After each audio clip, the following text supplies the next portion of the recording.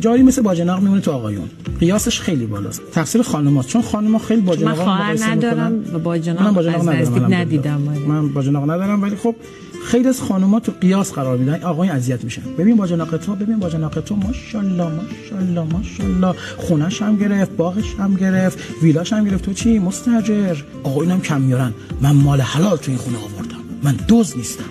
میدونید که اکثر باجناقا دزدن. ما تحقیق کردیم اکثر باجناقا در شغل شریف دزدی هستن، مثلا اونایی که شاسی دارن شادوزدن. میگه میشه تو پرتش یه دفعه شاسی بخری؟ تو خودشی، این قیاسه. بعد میگه چرا شوهرم از باجناقش بدش میاد؟ تو قیاسش کردی. و مثلا آقایونی که کم میارن خیلی بهشون برمیخوره.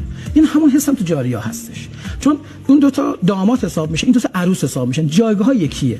وقتی جایگاهی که طرف دوست داره که تو اون جایگاه بهترین باشه دیگه، برای همین نخواسته نسبت به اون فرد هم جایگاهی خودش حسادت یا حساس میشه. همین حساسیت بیشتر.